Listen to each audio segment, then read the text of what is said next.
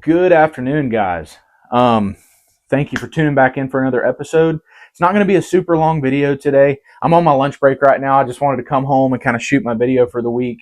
Hopefully the audio is okay. I have the mic pinned here. But anyway, so I hope you guys are having a fantastic week and that everything is going well. My video this week was actually inspired the other day by my buddy Cody. He went fishing with me. He wanted to go fishing, so me and him went down somewhere to a bank, and we're just kind of hanging out. We're real good friends, so we were just, shooting crap and having a great time. And he started asking questions. He's never been much of a bass fisherman, but he's really wanting to get into it. So he started asking some questions, and some of the questions he asked kind of sparked some ideas for videos, and hopefully this helps you guys out. So we were sitting there fishing, and he had used a soft plastic that, I had set up for him, and bringing it through the grass and the cover and everything, it started to get wore out. It just started to tear. The hook wouldn't want to stay in it. So he was asking, hey, should I get a new one, or is there another way to try to rig it? This kind of sparked the idea. So this is going to be a video that teaches you how to get the most out of your soft plastics. And what I mean by that, soft plastics are so expensive. They cost a lot of money. We spend a lot of money on soft plastics. I mean, I have a small assortment back here, but I carry a ton of soft plastics. I mean, I have hundreds of dollars worth of soft plastic worms, crawls, creature baits, whatever. And so this video is for you guys to get the most out of your soft plastic. I'm going to go with the most basic scenario. So let's say you have a ribbon tail worm. This is the 10-inch, I think it's the 10-inch. I can't remember. Hold on, let me look. This is actually the 7-inch BT ribbon tail. So with Rippin' Lips Lures, in fact, I think this is the same worm. So 7-inch BT ribbon tail. So what he does is he actually goes off of the length of the mold. So it's a 7-inch mold. You end up getting a worm that's pretty much 10 inches long. But anyway, little side note there. So let's say you have a 10-inch ribbon tail, and you're fishing it Texas rig style. So I just have a little worm hook here.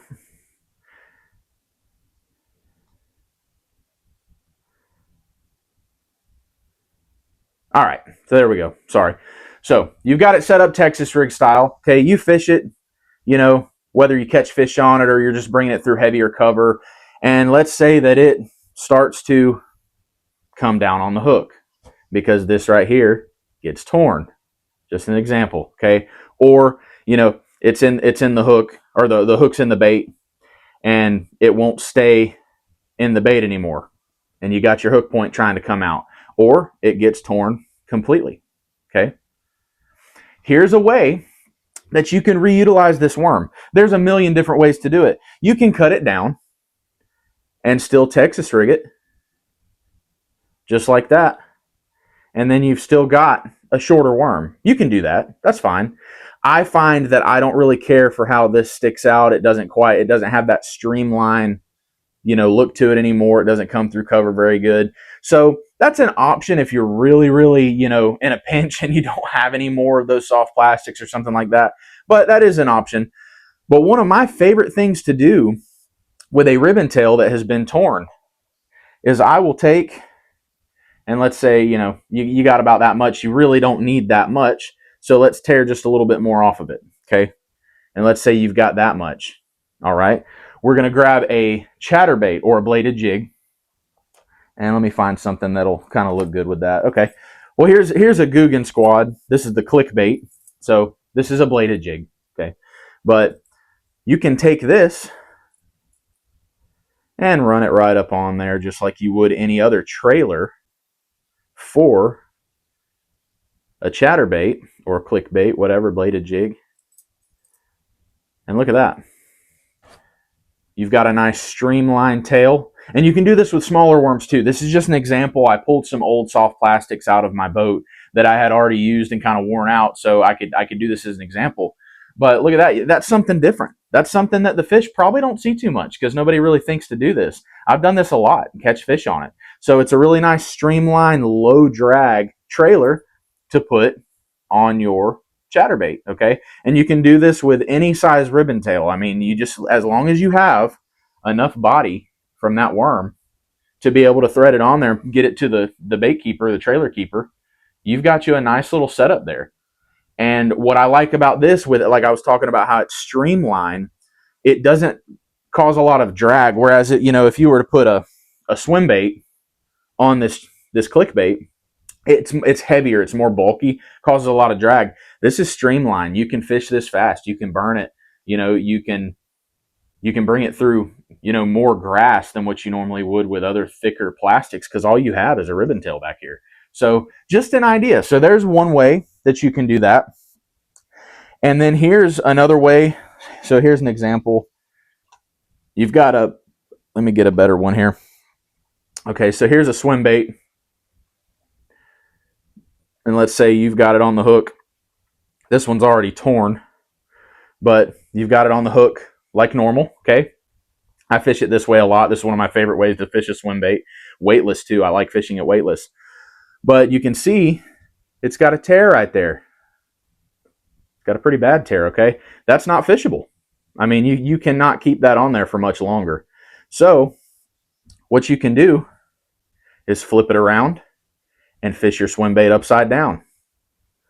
I've done this multiple times when I was out of a certain soft plastic, out of a certain swim bait, and couldn't fish it no more. Okay, you can fish it upside down. A little bit different action. It's not going to fish the same, but you can still fish and possibly get another bite on it. Also, I've seen a lot of people do this, and this works too. I've had to do it before too. Not that much, but I've never been in that big of a pinch. You can rig it sideways, especially for a weightless situation like this. So look at that. You rig it sideways. I didn't put the hook in it right here, but you do the same thing, set it up just like that sideways. I don't know if you can see that. Okay. And again, for a weightless swim bait situation, that's going to come across the top of cover. You're going to be able to burn that across the top and catch some fish. So also what you can do, especially with the Gambler Easy Swimmers, is this little section back here. A hook never really hits that. Your hook is mainly up in here. I mean, unless you're using a massive hook, but that's overkill. So you just tear that off. Look at that. This works as a little trailer for a clickbait or a chatterbait. I'll thread that on there.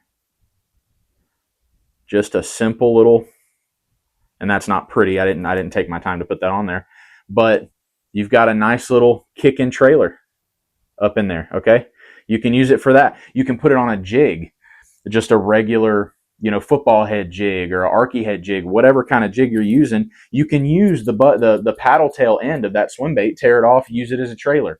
You can use it as a spinnerbait trailer. So a bunch of different ways to get multiple uses out of a soft plastic swim bait. So there's another example. Now here's one you can use a bunch of different ways, and I'll show you how to do that. That is the Senko, okay? The Senko. So what I'll have, and this one again has been used, so you do regular Texas rig this way. Okay, you've got your, now it is torn, so don't pay attention to that. But you got your regular Texas rig, you fish with it this way, it gets torn, you catch a fish on it, you get it hung up in cover, it tears. Okay, take it out of that, try to, keep the whatever's left intact. See, I mean, from a distance, you can't even tell there's anything wrong with that bait. So what you do is you turn it around, okay? Take just a little bit of that off, just to leave a little bit more for that weight to sit on, okay? And you do the same thing. You Texas rig it backwards.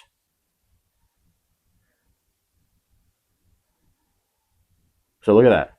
That's a fishable bait. Very simple, very easy. It's just a matter of remembering to do it. you know, you can flip that around the other side, even though this side, you can see it's got tears in it. It's got holes, you know, from where that hook was in there before, but you get another use out of it. You just flip it around, catch another fish on it. Okay. Also, with a Senko, you have the option of throwing it wacky style. I don't have a wacky hook here with me, but you know, here's just an example. There you go. You got a wacky hook. So it can be torn on this side from doing a Texas rig, can be torn on this side from Texas rigging it again. And then if it's still in, you know, decent shape, besides some tears from fishing it the other way, look at that. You know, you put you a little O-ring on there, get you a wacky hook, and you've got a wacky rig. They don't care about the tears on the end. It's just another way to get one more use out of the soft plastic. Something else too, and I do not have one with me. Wow, I don't have a Ned hook. Wow, I don't have one. Hold on, I will be right back.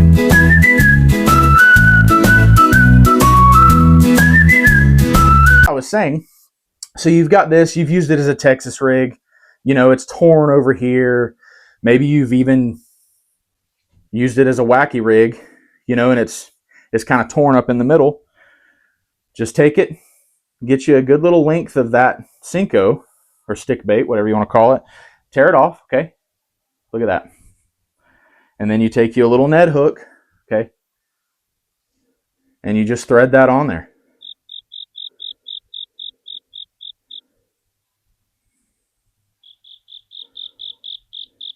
And this is not pretty, guys, but it just gives you an example, okay? Look, there's a Ned rig, okay, with the leftover parts of a Senko. So it just goes to show you, you can use soft plastics more than just one way.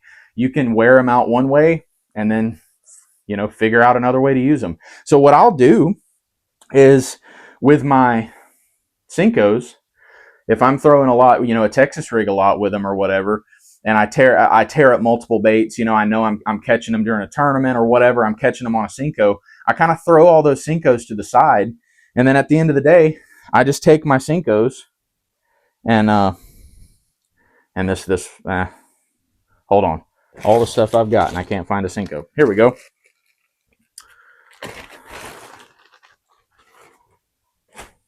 Okay, so you've got your Senko, you've tore it up, you know, throughout the day you've been using them as a Texas rig. I'll throw them all to the side and then I'll come back, and of course you don't have to tear it. I'll take my little braid snips or a little pair of scissors or whatever, or knife, you know, however you want to do it, and you just cut that end off of all of them and then put them in your soft plastic storage, and you've got a bunch of little Ned baits.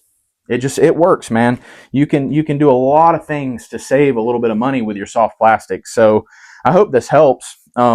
Here's another one.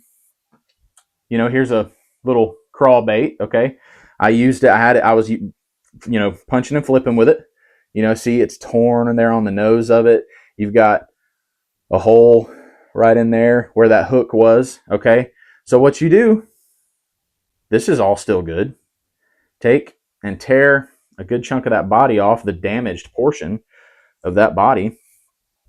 And I don't have a regular jig,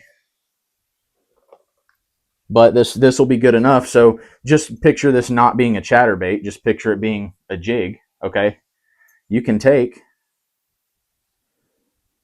and thread that on there. And like I said, ignore the chatterbait blade, but you've got a little chunk crawl trailer, okay, for that jig. So there's a lot of ways to save money on soft plastics and make them go as far as they can go. Because every year we spend a ton of money on soft plastics. You might as well get the most out of them. So I hope this helps. I hope it's a good little tip. I know I use it and it works for me, and has gotten me a lot more fish just reutilizing some soft plastics that may not work anymore for one technique, you know, let's say a Texas rig, but you can use it for another technique. You can trim it down, use it as a trailer. You can, you know, trim it down, use it as a Ned rig. You can do all sorts of things with your soft plastics. So anyway, guys, I appreciate you watching. I hope y'all have a blessed rest of your week, and I will see you on the next one.